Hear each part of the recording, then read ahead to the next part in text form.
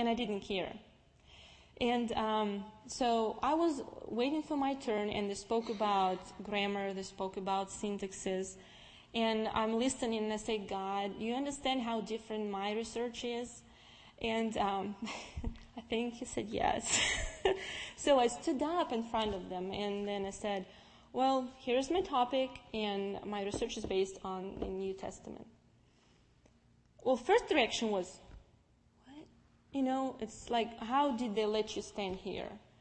And I spoke a little bit about what a metaphor is, which I was okay with.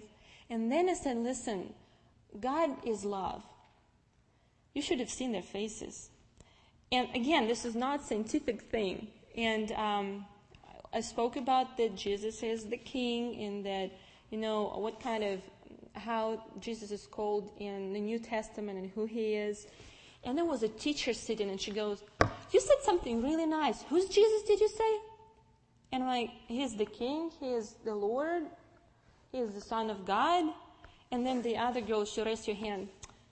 You said that God is love, but he's punishing. Have you read the Bible? I'm like, oh, yes, I did. And then I said, there are different interpretations. And I said, the one that Orthodox people have is a very, it's not wrong, but it's like ancient. And you can hear the same thing in your language. So you have a choice to read Bible, you know, whatever you want. And I brought examples why I think that God is love. And they go, we still don't understand that. So we spoke, like they asked more questions about God and his kingdom. And we ran out of time, but I felt very comfortable. So I was hoping that when I was done and we had a break, that they will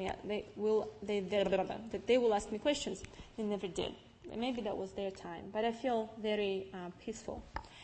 When I finished that, and that was the time for announcing the grades we got, I was hoping for satisfactory. Okay, I needed to go through, and I didn't care what I wanted, satisfactory mark.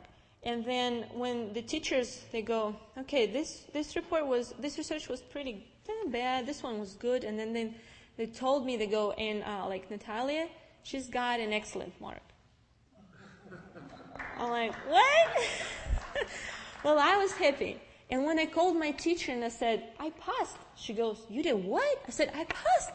And she goes, okay, well, congratulations with the satisfactory mark. I know, no. I've got an excellent. She goes, you kidding me? Can't be. I said, you can. And I gave her like a big bouquet of flowers. So it's like my respect and thank you for dealing with me. So that was speaking about God is love, because this is so deep in Russians' mind and heart and soul that God is punishing. And even till now, look at the conditions they live, looking at the Bible they read, looking at the Orthodox preachers what they speak about, and they emphasize how bad you are and what kind of sinner you are. The focus is not on God. I think this is the most common mistake. You had a question, Sidney? Okay. All right, I'll tell you one quotation from Russian Bible. In English, you have a very nice translation. It says, it's the creatures of God? Creatures? Creation or creature? Creation. I guess that's the word creation. In Russian, you cannot say that. So in Russian, it says, I'm so sorry, I don't mean to say this word in the church, bastards. And it's just a translation.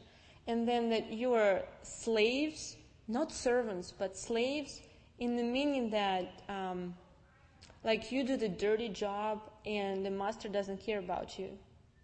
And again, this is the translation. That's what I was trying to fight against. And the camps, we had a couple of years, for I guess 2 seasons, we had a nice modern translation. Then we were prohibited to have those. And we got back to those, stuff. And my task, I wanted to do that. And I told Russian kids, I said, listen, this is the matter of translation. God doesn't think this is who you are. But, yeah, translation is pretty bad. Any other questions? Huh?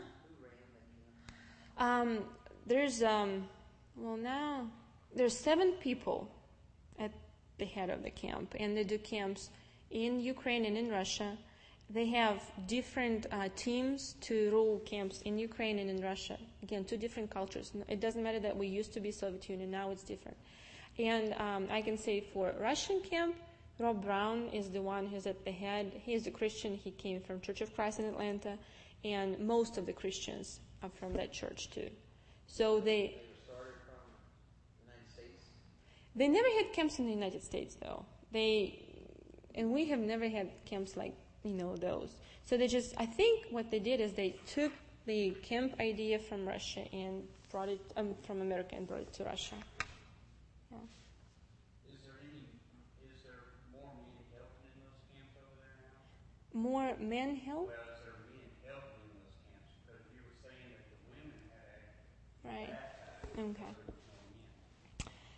Well, one of the problems is that, but it's not only men.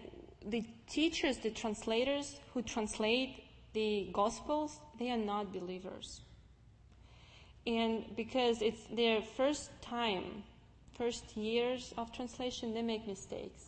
Okay, so when missionary preaches, he doesn't really understand what kind of part or percentage is translated to and how right this is. Okay, so the first thing is that we have only one Russian man who is not, he is the dean of discipline, kind of looks after kids and makes sure that they don't break windows and stuff, but he doesn't teach.